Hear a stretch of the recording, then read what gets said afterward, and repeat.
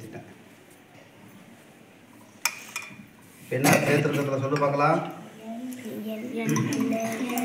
Sodium hydroxide. இப்போ பாரு கொஞ்சம் கூழ்மை கரைசல் மாதிரி தெரியுதா இப்போ? ஆமாம், இப்போ கட்டியாகுது கொஞ்சம் கொஞ்சமாக. அப்போ இதை நல்லா ரேக் பண்ண தேய்ச்சிட்டே கலக்கிட்டே இருக்கணும்.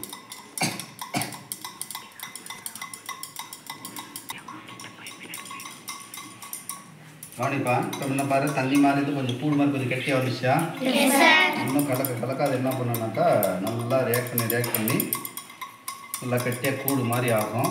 இதை என்ன பண்ணும், ஒரு பெரிய தீப்பெட்டிலேயோ இல்லை வேறு எந்த ஷேப்பில் வேணுமோ. இப்போ இது கலர் சேர்க்கணும்னா ஏதாவது பவுடர் கலர் சேர்த்தோம்னா கலராக கிடைக்கும், கலர்னால் ஒயிட்டாகவே கிடைக்கும். மீண்டும் பார்த்தீங்கன்னாக்கா இந்த தீப்பெட்டி அல்லது வேறு ஏதாவது ஒரு பிளாஸ்டிக் பொருள் இதை வைக்கும்போது ஊற்றி வச்சோம்னாக்கா அந்த ஷேப்பில் வந்து நமக்கு சோப்பு கிடைக்கும். ஸோ இந்த இது கிடைக்கப்பட்டது. இப்போ நம்ம சாதாரணமான ஒரு தீப்பெட்டி எடுத்து, சின்ன பெட்டியாக இருக்குது, இந்த அது உள்ளே இருக்க இந்த பாக்ஸை எடுத்து இதில் என்ன பண்ண போகிறோம், இதை ஊற்றி வைக்கணும். 1 மணி நேரம் 2 மணி நேரம் ஆகும். இது சூரிய வெயிலில் வச்சு ட்ரையாக விடணும். அதில் அப்படியே ஊற்றிக்கிறேன். இது இருக்கிற எண்ணெய் எல்லாம் போயிட்டு அப்படி சோப்பு மட்டும் நிற்கும்.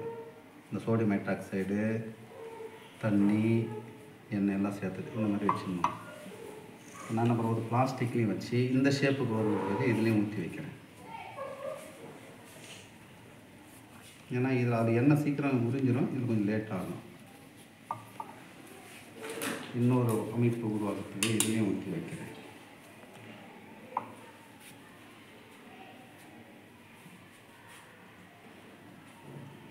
இந்த ஷேப்பில் வந்து நமக்கு சோப்பு கிடைக்கும். இந்த ஷேப்லேயும் இருக்கும்.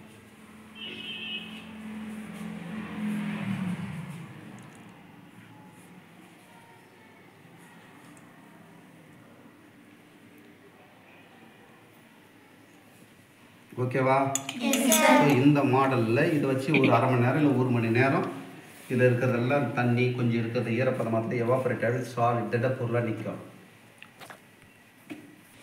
வரை இது வந்து நம்ம வந்து வீடியோ எடுப்பதற்கு முன்னாடி எடுத்த சோப்பு, இதே மாதிரி தயாரித்த சோப்பு தான் இது. இந்த ஷேப்பில் பாருங்கள், இந்த மாதிரி பாக்ஸில் வச்சு இந்த ஒன்று எடுத்து இந்த மாதிரி வட்டத்துலேருந்து ஒன்று எடுத்தோம், இந்த மாதிரி சோப்பு கிடைக்கும்.